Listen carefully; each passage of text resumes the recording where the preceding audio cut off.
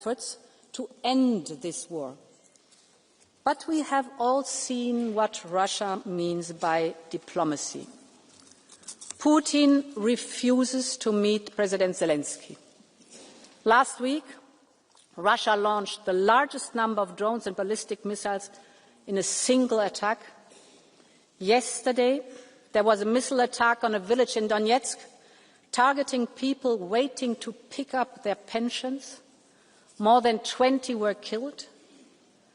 And just today, we have seen a reckless and unprecedented violation of Poland and Europe's airspace by more than 10 Russian Shahid drones. Europe stands in full solidarity with Poland.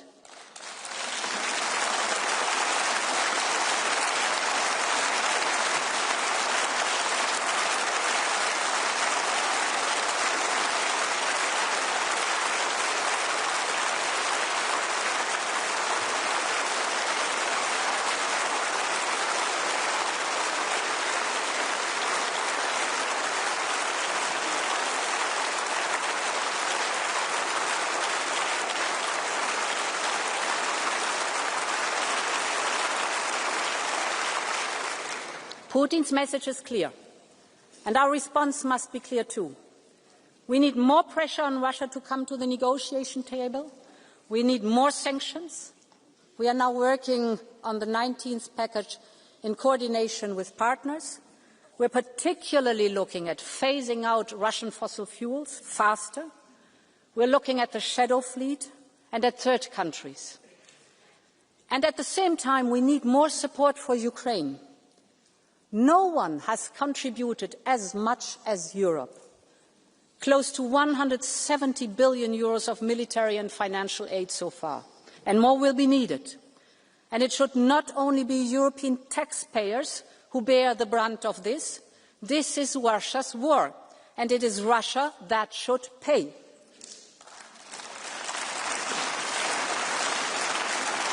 And this is why we need to work urgently on a new solution to finance Ukraine's war response and effort on the basis of the immobilized Russian assets.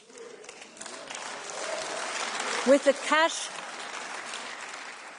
cash balances associated to these Russian assets, we can provide Ukraine with a reparations loan. The assets themselves will not be touched, and the risk will have to be carried collectively. Ukraine will only pay back the loan once Russia pays for the reparations. The money will help Ukrainians already today, but also be crucial in the mid and long term for Ukraine's safety. For example, funding the strong Ukrainian armed forces as the first line of security guarantees. So we will propose a new programme. We call it Qualitative Military Edge. It will support investment in the capabilities of the Ukrainian armed forces. Take drones, for example. Before the war, Ukraine had no drones. Today, Ukraine's use of drones, it is Ukraine's use of drones that is accounting for over 2/3 of Russian equipment losses. It is a reminder of the power of human ingenuity in our open societies. But we also know that Russia is catching up fast, supported by the Iranian Shahid drones. And it is seizing the advantage of industrial mass production. Saturday, in one single night, Russia sent 800 drones to Ukraine in one single night. So, ingenuity helped to open a door for Ukraine's defence, but raw industrial might, on the other side, may threaten to sweep it closed. So we can use our industrial strength to support Ukraine to counter this drone warfare. We can help transform Ukrainian ingenuity into battlefield advantage and into joint industrialization. And this is why I can also announce that Europe will front-load 6 billion euros from the ERA loan and enter into a drone alliance with Ukraine. Ukraine has the ingenuity, What it needs now is scale, and together we can provide it so that Ukraine keeps its edge and Europe strengthens its own.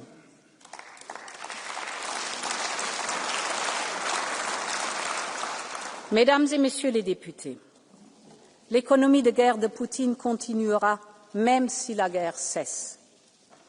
Cela signifie que l'Europe doit être prête à assumer la responsabilité de sa propre sécurité. Bien sûr, l'OTAN restera toujours essentielle, mais seule une posture de défense européenne forte et crédible